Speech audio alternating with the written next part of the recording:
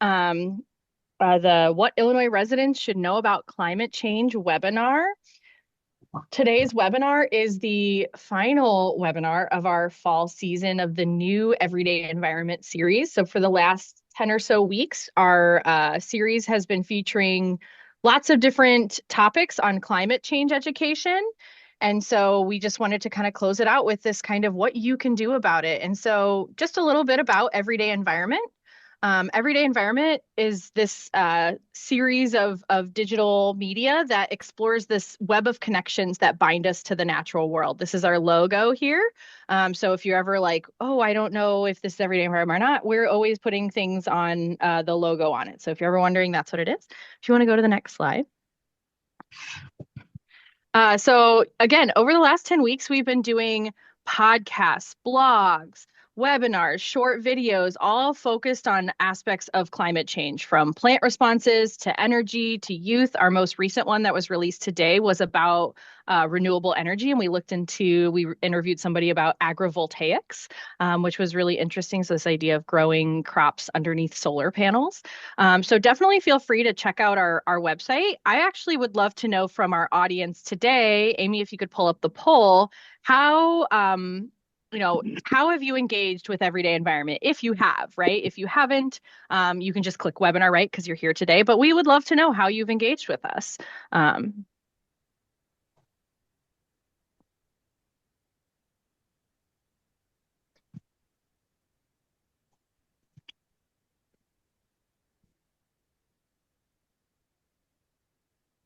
Wonderful.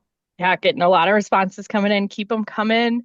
Definitely all of the webinars, right? Because you're all here. But a few people have seen our social media posts. A few people have seen our blog articles, our podcasts. Um, the recordings for the first webinar is available. And so that'll be like we have our subscription letter, but also on our website on go.illinois.edu/everyday environment. Amy, if you want to put that in the chat for us, that'd be great. Um, then you can see the recording of our first webinar from August, and then you can see all of our content that we've created as far as the blog articles, the podcast, things like that. So great. I'm going to stop sharing. I'll share the results just so people can see them. Looks like we've had quite a few people, again, engage with our webinars, and it's good to see that people are seeing our other things. And I definitely encourage you to go check them out because they just get a richer context of this picture of climate change. Next slide, please. So, we part of this was the video series, as we talked about, and this was experts from Illinois Extension offering practical ways to take climate action.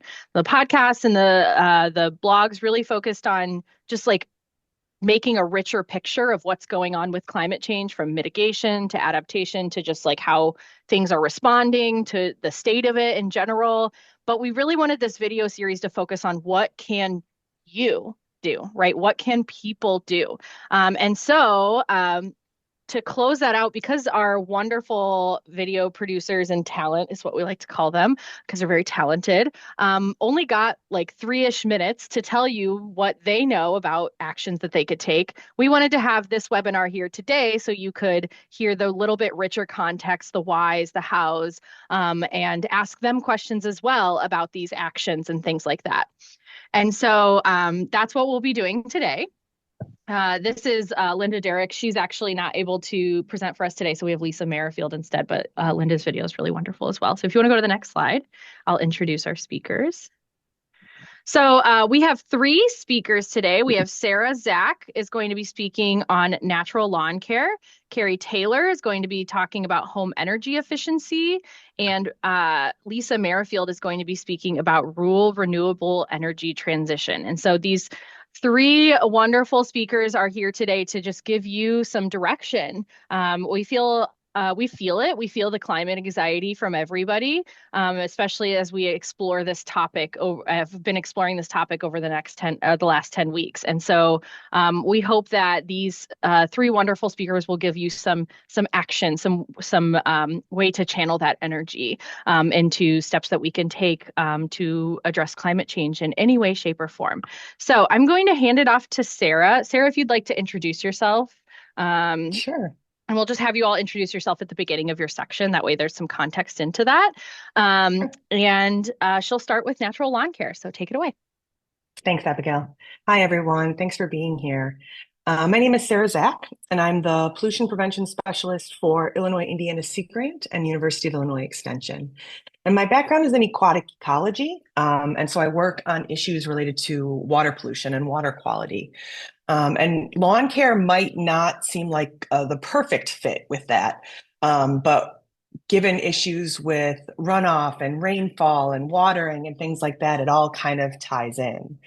And when I was asked to consider lawn care in the context of climate, which was something that I hadn't really thought about doing before, it actually it made a lot of sense to me. And so I think that these sort of practical natural lawn care tips that we give people to conserve water and things like that are also going to do double duty as our climate starts to warm or continues to warm, I should say. So a changing climate means that we're going to see shifts in rainfall and sunlight and temperature patterns.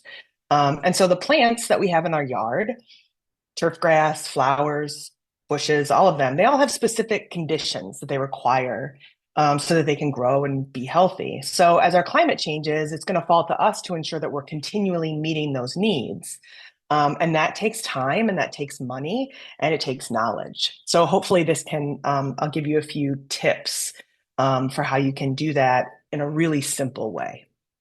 Next slide. So lawns may have more to do with climate change than you think.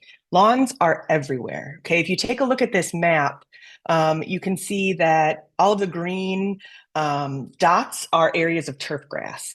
And it doesn't look like a ton when you look at, and I'm only really showing you the eastern 2/3 of the country, but really lawns are the largest irrigated crop that we have in the country. 3 times more land is covered by lawns than by corn. Illinois, for example, has around 37 million acres of lawn in it. So it really falls to us to kind of manage this huge, huge potential drain on resources as our climate changes. So Illinois Indiana Sea Grant conducted a survey back in 2019 of lawn caretakers. And we wanted to find out sort of what their biggest environmental concerns were, what kind of practices they did, what kind of things they would be willing to do. And we got a lot of really good information from them. So we found that the top 3 environmental concerns that Illinois homeowners had were keeping pesticides out of the environment, maintaining biodiversity, and improving water quality. Alongside that, they felt like there were some specific challenges that they had in maintaining their lawns, controlling weeds and pests, keeping their lawns watered, dealing with bare patches, and of course, money, right? So the same actions that we can use to help keep your lawn or to help make your lawn ready for a changing climate are the same things that are going to address those environmental concerns and those challenges that you might have in maintaining your lawn. Now, there's probably a really long list of things that I could tell you that you could take to try and maintain your lawn. But one of the things I like the most about sort of the general umbrella of natural lawn care is that I look at it kind of like a menu where you can pick and choose what you like, what you're capable of actually doing, what works for you, what helps you the most. It's not an all or nothing proposition. So today I'm really just going to focus on 3 things, even though there's a whole suite of other actions that you could take. But these 3 are I consider to be really, really the most simple that you can incorporate into your lawn care routine that are going to benefit you and be beneficial for the environment. Next slide. So the first is water smart. Most grass species only need about 1.5 inches of water per week to stay green and growing during the active growing season. And this includes rainfall. Okay, if there's a wet summer like we had earlier this year, you may never have to water your lawn ever. Particularly if you're keeping a rain gauge handy and you're keeping track of how much rainfall is falling. You can buy a rain gauge like you see here in this picture, or you can just use something simple like a tuna can to see how much rainfall you're getting or how much water you're using. And the beauty of sticking to rainfall and not watering unless you absolutely have to is that you're going to get these nice long roots, which are going to stabilize your lawn, prevent erosion, and help your grass be lush and thick and healthier. So, along with keeping track of how much water you use, things like keeping the water on the grass, not watering the pavement, and watering at dawn to prevent evaporation will help keep your water bill low and will also help you to conserve water. So, water deeply, water infrequently, and you'll get those like nice long roots that can help them access water in deeper parts of the soils and then also stay more stable. And I know that nobody really wants a brown lawn. I get that. But during dry conditions, letting your lawn go dormant and get brown is not a bad thing. Embrace the drought, embrace the dormancy. Dormant lawns are not dead. They are just brown and slow growing. And it's a conservation tactic that they use so that they can stay healthy in times of little water. So if you look here at this series of pictures from 2022, this is a colleague's lawn. And the summer of 2022, I don't know if you remember, it sort of offered a really nice time to kind of get a snapshot of the way that rainfall affects a lawn. So here we have the end of June, and you can see that the lawn has gone brown. And my colleague here, she does not water her lawn. So this is all just based on rainfall. So the end of June 2022, you can see it's going brown, but by July 24th, we've had some rain and it's really greened up.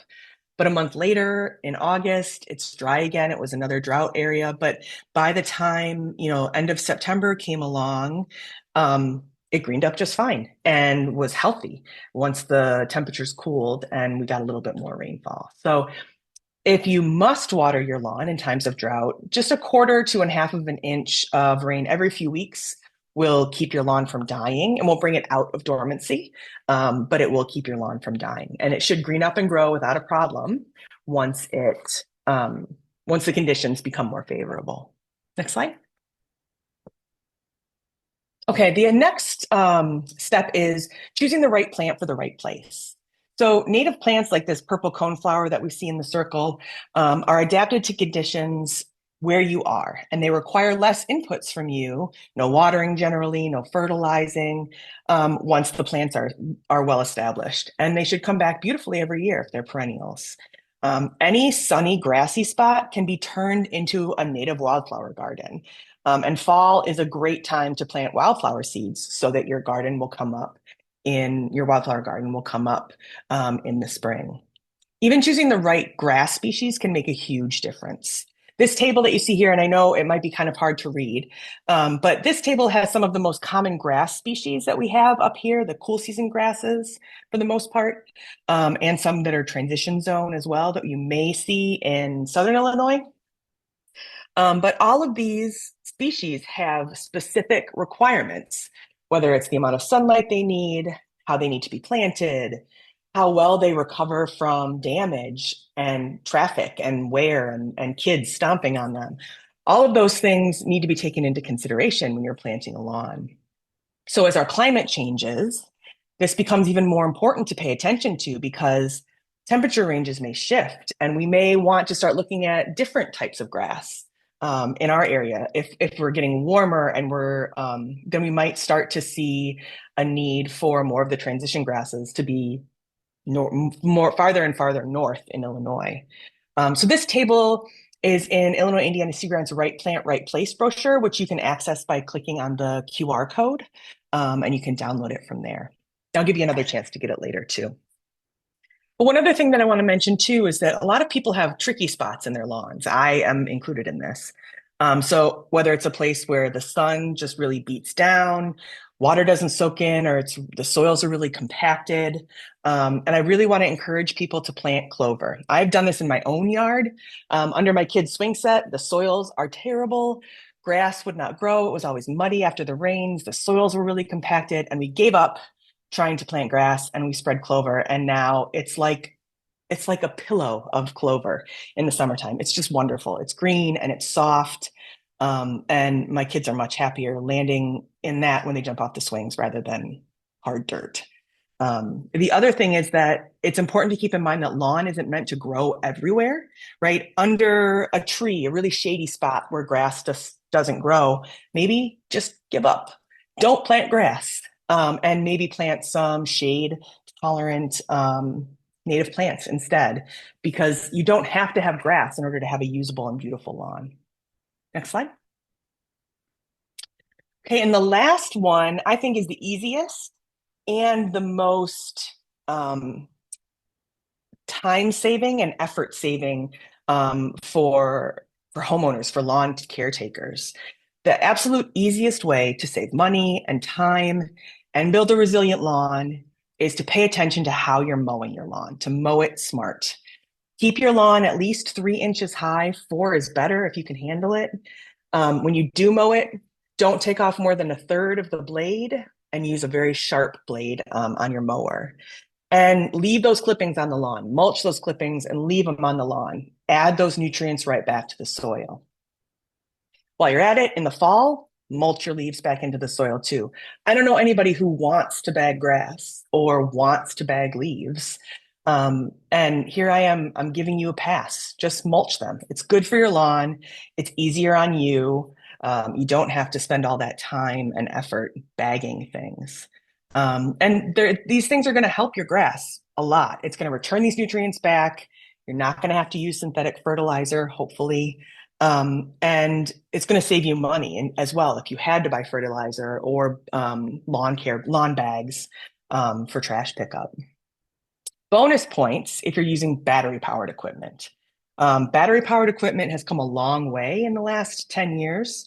Gas is expensive. Gas is a public safety and health hazard to store. And gas-powered motors and or mowers and blowers are loud, and they put more greenhouse gases into the environment and sort of exacerbate climate change. So if you're looking for new lawn care equipment, consider getting battery powered. It's quiet and it works just as well. We made the switch to battery powered lawnmowers about 4 years ago and haven't regretted it once. It's been really great. Next slide. Okay, so just to wrap up then, everyone, including me, we all have lawns for different reasons. Maybe you have pets or kids that need a place to play. Maybe you just want to cultivate a beautiful yard and plant flowers. Maybe you just want a place where you can sit outside and have a bonfire. So everyone's got their own motivations for why they have a lawn. And it is important to consider the fact that some cities and neighborhood associations do have rules about what you can do in your lawns, particularly in your front lawns. So I think that's one of the benefits of natural lawn care, and what we call the Lawn to Lake program, because it's a menu. You can pick and choose what's allowed and what you like and what's going to work for your lifestyle. So if you can do one of these things or all of them, either way, it's great because it is a menu. And all of these small changes can really make your lawn more resilient to floods and droughts and any temperature changes that we know are coming, while still saving you time and effort and money. So you can go to lawntolakemidwest.org for more information. You can click on the QR code here. And remember, water smart, pick the right plant for the right place, and mow smart. And this natural lawn care can help your yard prepare for a changing climate. Thanks. All right. Thank you, Sarah. We are now going to have Carrie Taylor talk about energy and electricity. And so, Carrie, I'll let you introduce yourself. And just as a reminder, I put this in the chat. I see everyone's putting questions in the chat. That's really great. That's exactly what we want. As your questions come up, put them in the chat. And then at the end, we will all take space to answer those ask those the presenters, and I'll facilitate that and such. So awesome. All right, Carrie, take it away. Okay, thank you. So I'm Carrie Taylor, Member Services Manager with Safe Electricity. Safe Electricity is an external unit of the University of Illinois Extension Office, and we deal with creating resources for our members who are utility companies across the country. Our resources are an educational tool for our members so that they can communicate and teach their communities and members how to be safe around electricity and some energy efficiency tools, things like that. Electricity is a silent killer in our world, and so it's very important to know all the hazards around that. And so that's what we do. So today, I'm going to talk to you some about some energy efficiency. And we all enjoy looking for ways to save money, right? And so conserving energy, and climate resiliency means that we can prepare our homes and our communities a lot of times for extreme weather, like Florida, for instance. There's been a lot of work around that state the last several days leading up to these hurricanes. And now there's going to be a significant more after as they rebuild and try and recoup what they can. And so while we are not in hurricane season here in central Illinois, not sure where all of you are from, but we are going to talk about some ways that you can be energy efficient in your own home. Just some simple ways that you can save some money and that you can feel better about what you're doing in your climate. So next slide, please. One of the first and easy tips that I'm going to share is to know your energy consumption. How? Well, take your energy bills. You get them every month. So look at your energy bill to review your usage over the last 12 to 24 months. And you're going to use that and you're going to figure out what your average monthly usage is. That's going to help you to gauge your energy savings efforts moving forward. Nearly half of the energy use in a typical US home goes to heating and cooling it. So making that the largest energy expense for most homes. There are some very simple steps, such as sealing air leaks to keep the cold out. And these can help you save on your energy use as well as your energy bills. And then you can see we got a little image here for peak alert. If you know when your peak alert hours are, that can also help. And you can often find that information with your utility company. Excuse me. Next slide, please. Okay, so everyone likes this title, right? Save energy, save money. Who doesn't want to save money? These are no cost, easy ways that you can do that. When you leave a room, turn off the lights. How many of us have family members in our home who decide they want to walk through the house and turn every light on and leave them? I know I have a 14-year-old who does that.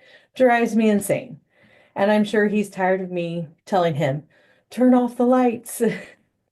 The other thing you can do is unplug your chargers and electronics when they're not in use. There's no need for them to stay plugged in, so just unplug them. You can close and lower your window coverings. That's going to help keep out the heat or the cold, depending on the time of year. And you can also open your curtains if it's a sunny day to help warm the room with that sun's radiant energy. And close them at night or on those gloomy days to keep your heat in. Also, for your furnace filters, change those air filters out as often as they're recommended. That's going to save energy and improve your heat circulation.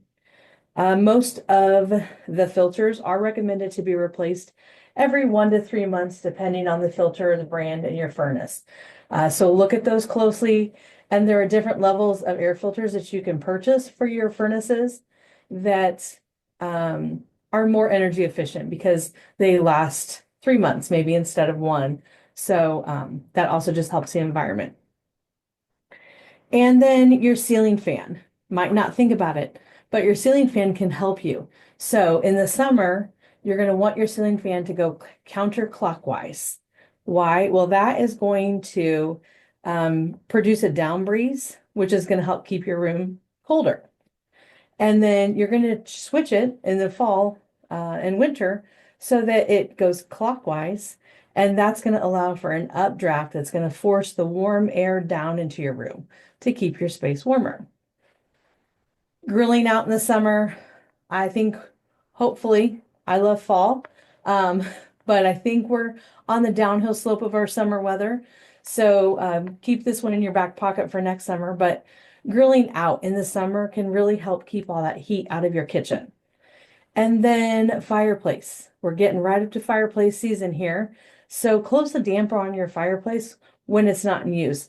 That is going to keep the cold from entering your space and the heat from escaping. Next slide, please. Okay, so I mentioned that you can check for air leaks, and so that's what we're going to chat on now. So insulation and weatherproofing.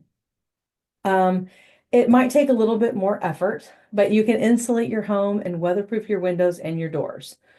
Finding and fixing air leaks is going to keep your home comfortable. It's going to reduce your energy use, and it's going to protect against extreme hot and cold temperatures.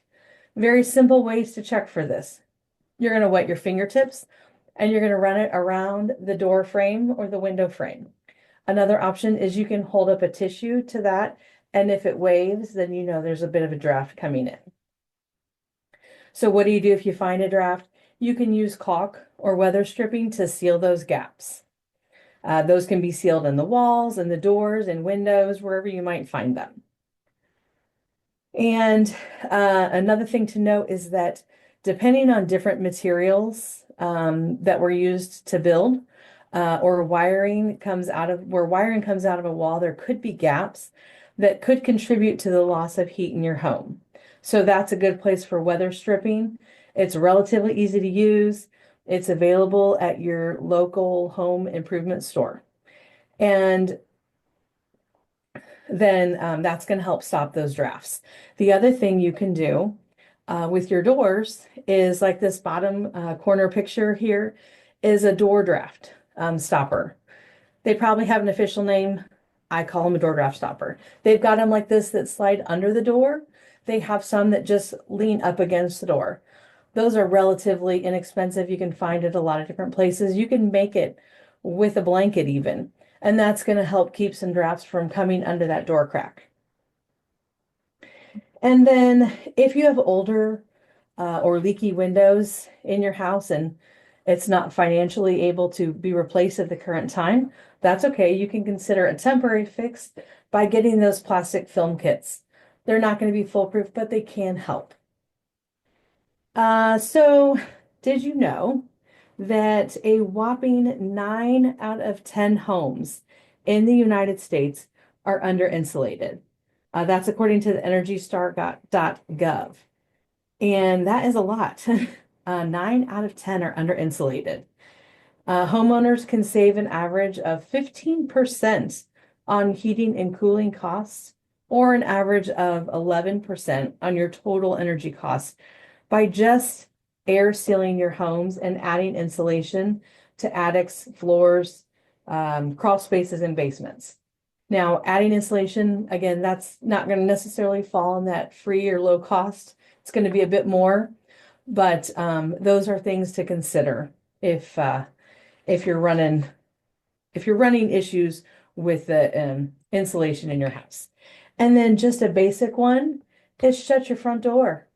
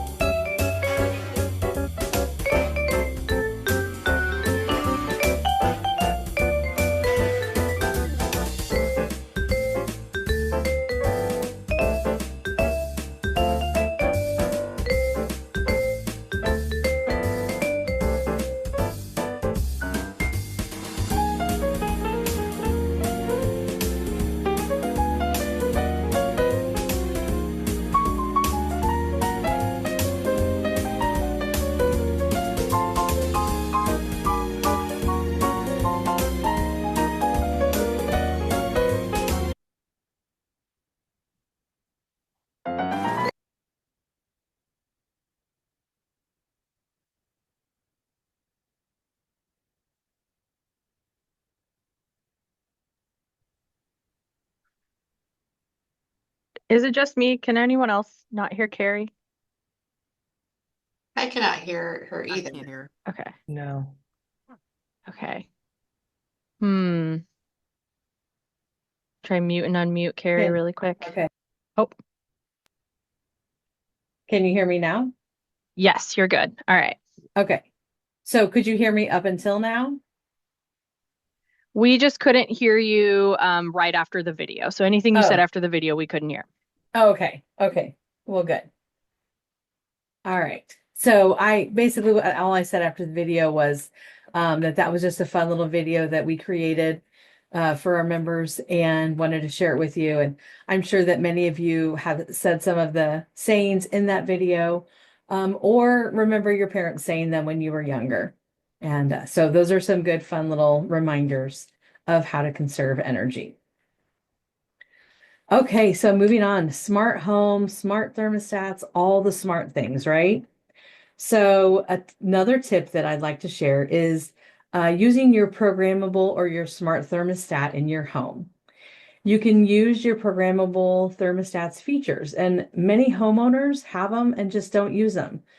And so change that. Make that a habit change and start utilizing those features that come with that thermostat.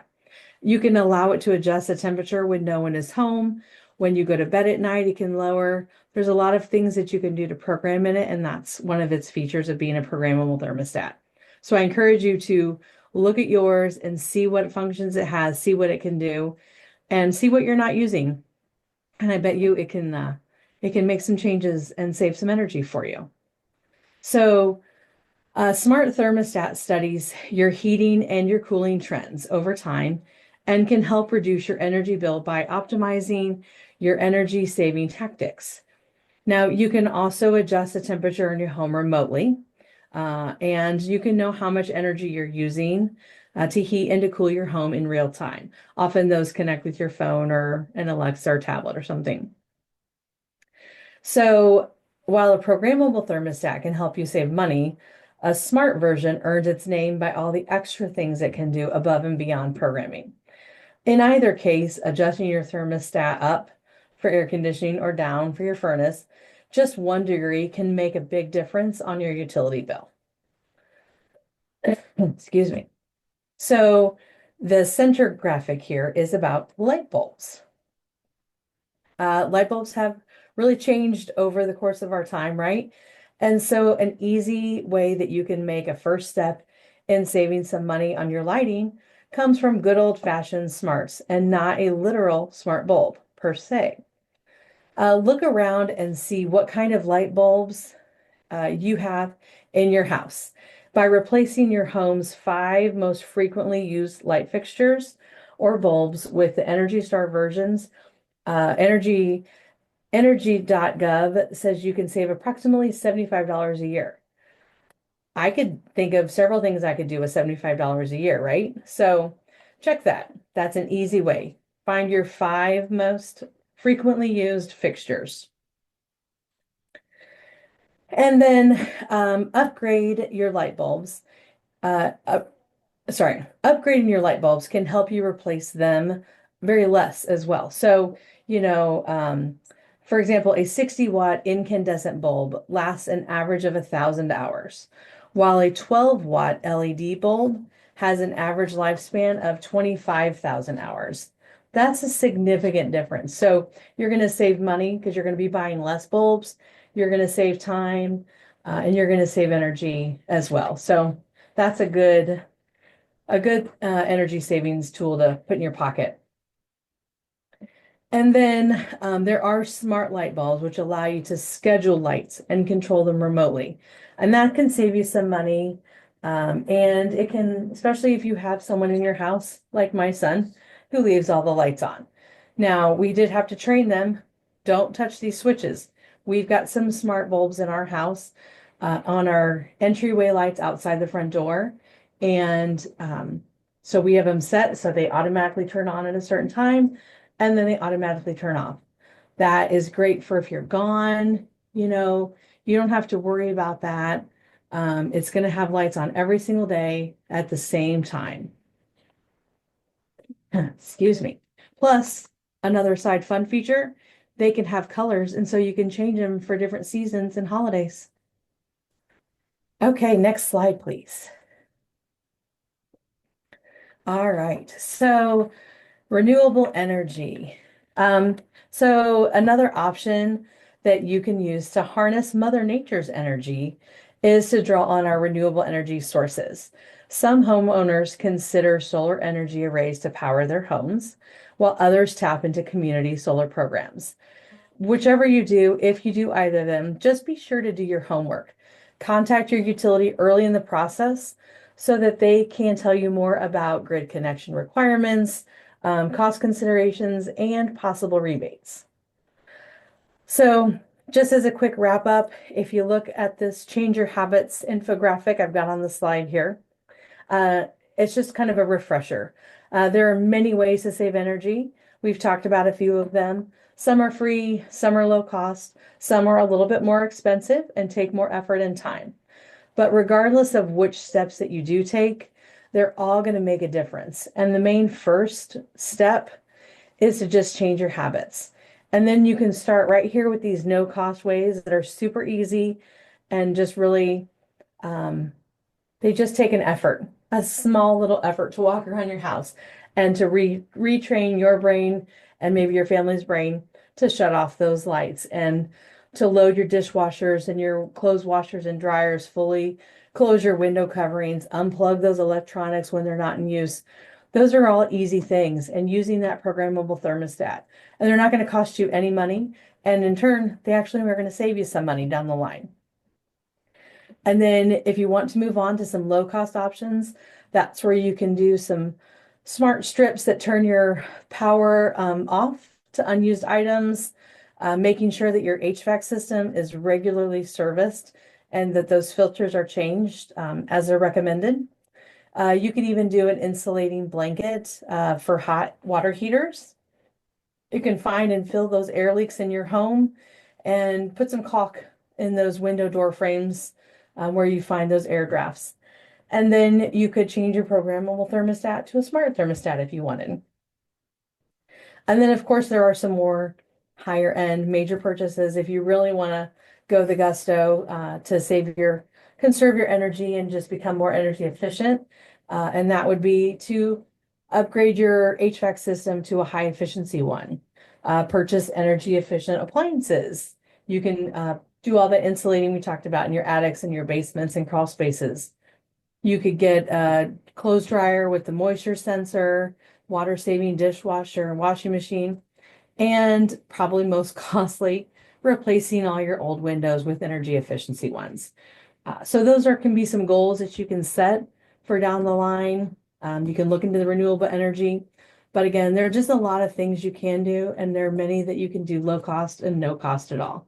And it just starts with a little change of habit. So hopefully that gave you some tools and some ideas on how to conserve energy in your home. Thank you very much.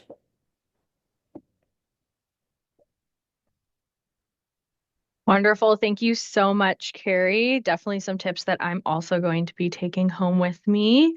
Um, Always feel free to add those questions for Carrie in the chat, and we'll look at them at the end. And now I'm going to pass it over to Lisa to talk about renewable energy transition for communities. All right, thanks so much. Yeah, I'm going to take up where Carrie left off with the renewable energy conversation. As many of you may know, Illinois is one of the leaders in the country on renewable energy legislation.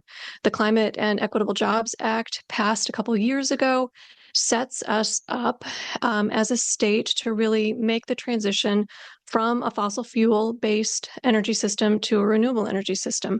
And that is very exciting. And I would guess that many of you are seeing some of that. You are potentially having solar distributors knocking on your door, providing you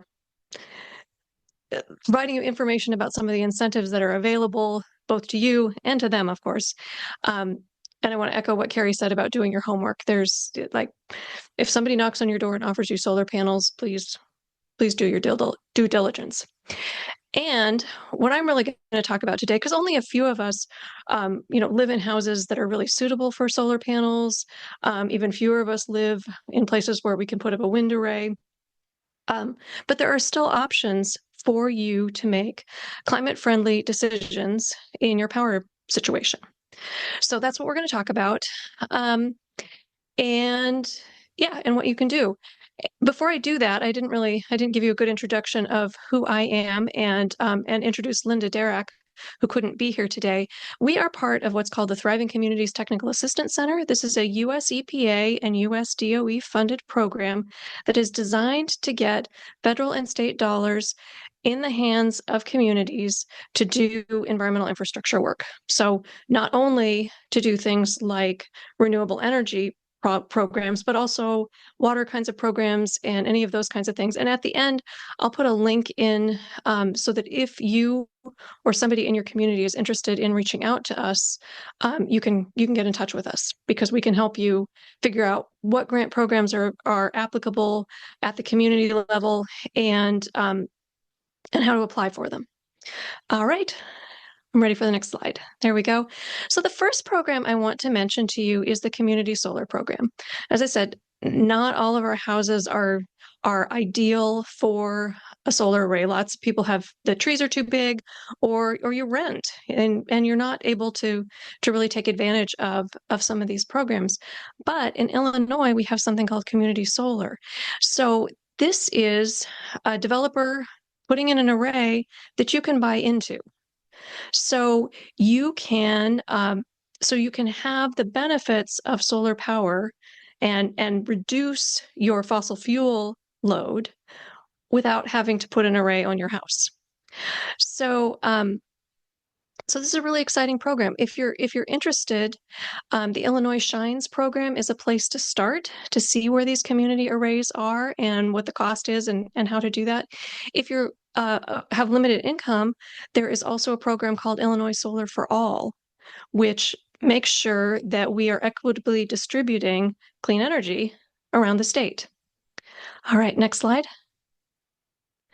So municipalities are really jumping on the bandwagon with this community solar program. In particular, one that I think is a really cool project. The city of Urbana has transformed a former landfill. So it was a landfill, brownfield. They couldn't do anything else with the land. So they partnered with a developer, a solar power developer, to build a community solar array. And then let community members buy into it. It also serves to power some of the municipal buildings in the state or in the city. And so there are just lots of really cool, innovative ideas like this. So at the community level, at the municipal level, the Climate and Equitable Jobs Act has a host of programs to help communities engage in these kinds of efforts so that they can spread renewable energy to more residents of areas. All right, next slide. If you are a business owner or if you own a farm, we also have really excellent programs in Illinois and federally to help business owners and people with farms access renewable energy, to change their energy portfolio, or even to build arrays that that serve a larger audience. I'm sure, particularly for those of us downstate, we've driven by and seen the wind farms on farms, and that those potentially were part of this Rural Energy for America program, which helps give funding so that you can install these kinds of arrays and make transitions for your businesses or your farms and potentially serve a broader audience. So just on this slide, there are a couple success stories of and ways people have used this funding. All right, next slide. And then at an even greater scale, we're starting to see increasing utility scale renewable energy installations. So these are big developers coming in to put in arrays that serve entire communities and really do produce enough electricity to really put electricity onto the grid. We need these because there just aren't enough houses and small municipalities around. We need the big utility scale um, systems. We are feeling a lot of concern in Illinois about these systems and questions, about how it's working. And that's one of the things that Linda is really trying to combat and trying to help communities and residents understand, like what their rights are, what the benefit of partnering with a utility scale renewable energy provider might be, and how to work with them. One of the things we really want people to understand is that if a utility scale renewable energy facility is interested in working in your area, frequently, depending on how they're being funded, frequently they are required to work with your community and provide you what they call community benefits plans or community benefits agreements. So, um, so in your community, engaging with that renewable energy installer, you can negotiate things like money for your school system or road repairs or a local labor force. There are lots of ways to negotiate and and you have the power to do that. And so we really want to help communities understand that and understand their ability to have some agency in this process. A solar array is not just going to come in and buy up a bunch of farmland.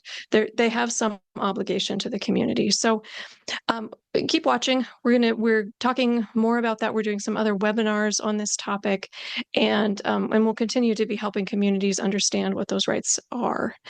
And with that, one more slide. So taking action, you can do your individual work.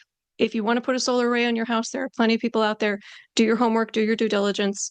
In fact, we just put a solar array on our house, and I interviewed, I think, 8 companies and just like took all their information, and it was really interesting, really helpful. I learned a lot. And I recommend that, as with any major purchase, seeing what everybody is offering. And then if you are part of a community or you are a resident in a community that is interested in some of these other incentives, some of these programs that are available at the municipal level or at the business level, I'm going to put a link in the chat.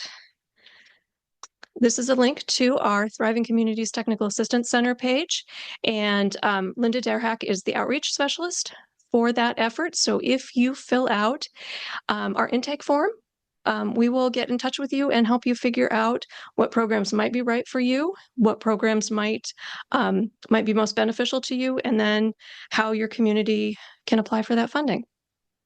All right, I think that's it. Thank you so much. All right, I am going to add a pin to our co-host here so they can all be featured. And Carrie, admin, great. Okay, well, we had a few questions in the chat. All of them right now are very focused on Sarah's about lawn, because everybody wants to know about what can I do with my lawn, right? Yeah. Totally understand that. So, and then definitely everyone, as we're answering those questions, please add any other questions that you have in the chat as we go. We have a little bit of time to work with. So let's get those questions answered. And this is your time and your space with these 3 experts. And so definitely take advantage of that. So some questions, Sarah. How long can the grass, primarily Kentucky bluegrass, be dormant before it dies? I think usually you've got about 2 months or so. Within that 2 months, I would say, probably once a month to give it between a quarter and a half inch, maybe once a month if it's really, really dry. But typically it can be dormant for up to 2 months before you have to start worrying about giving it a little bit of water. And I should have mentioned before, one of the reasons why we only give it a little bit of water when it's in dormancy is that it takes a lot of energy to come out of dormancy. and then go back into dormancy. So if your lawn is dormant, you really want to keep it dormant until conditions are right. So that's why we only advise giving just a little bit of water, just enough to keep it alive, but not enough to bring it out of dormancy. Nice. There was some questions about like sourcing. So where do you recommend getting clover seed for lawn? Oh, Um, so I can't endorse any yeah. companies, but what I can do is tell you where I got mine. And I frequently buy seeds from a company called American Meadows online. I've had really great success with their clover and with their wildflower seeds. We have used their wildflower seeds for years as we slowly take over all of the grass in our yard and turn it into wildflower gardens. So I have had good success with that company. I know there's also a really great company called Prairie Moon Nursery online that you can buy it from. Um, but I will say I did have trouble like going to big box stores and finding it. I think some of them had it, but they were out of it very early in the season. And I tend to just trust companies like American Meadows a little bit more because they don't use pesticides when they grow their seeds and they're responsible, and that makes me feel good about the purchase. So that's what I've used.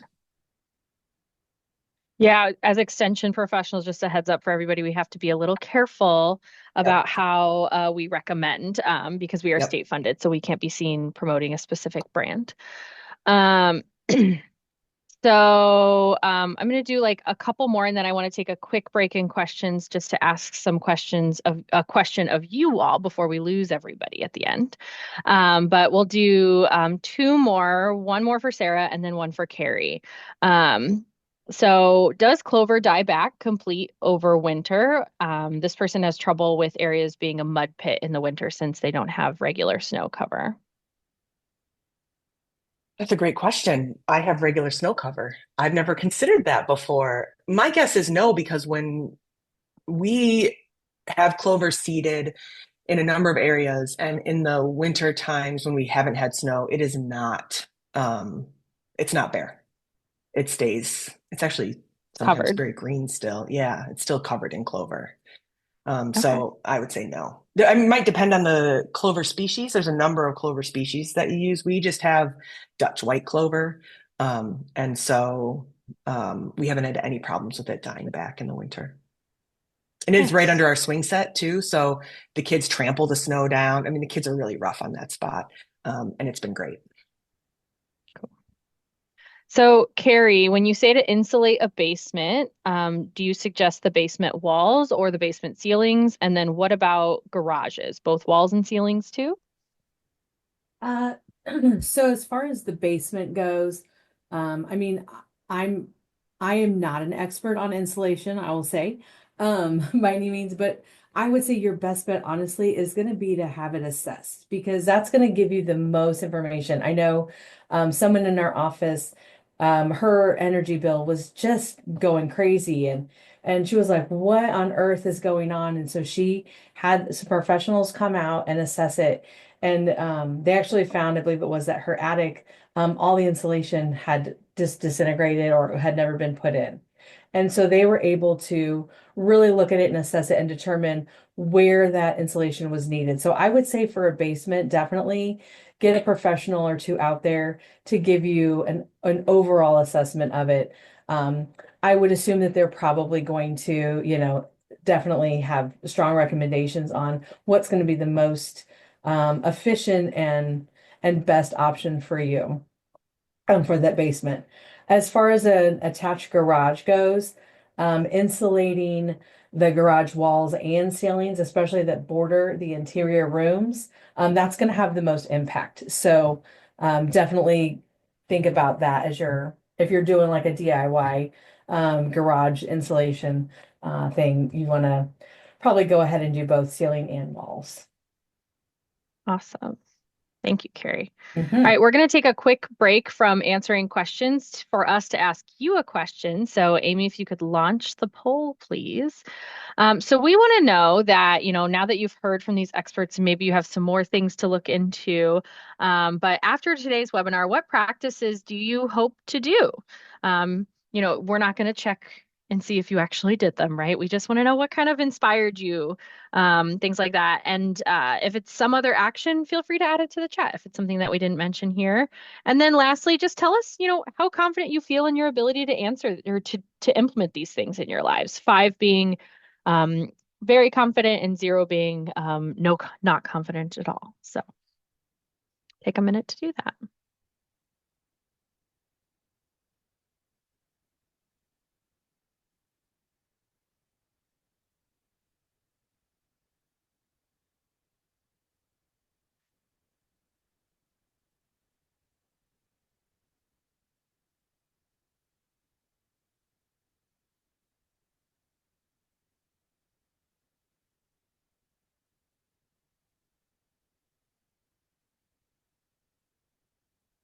Awesome. Just give you another 5, 10 seconds. Everyone kind of get their thoughts in.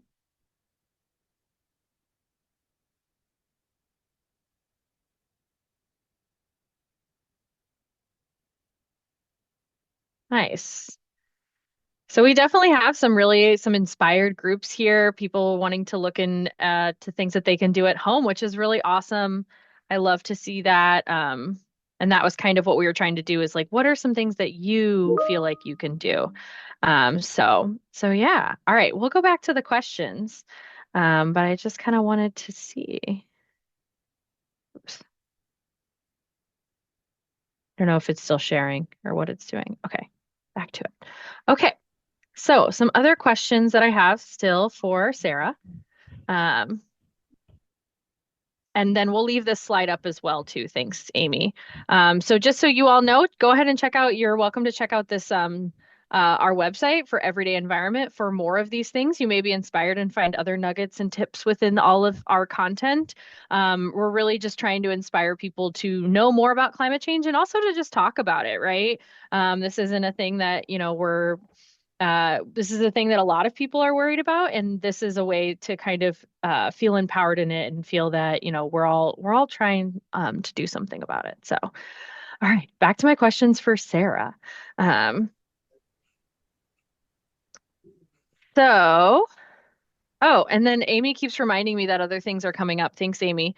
Um, And season 2 is coming. So we're ending season 1 in at the end of October. So season 2 is coming in March and we'll be focusing all on water. So if there's any questions about water that you have, definitely feel free to reach out to us. Subscribe to Everyday Environment. Check it out. It's a really great program.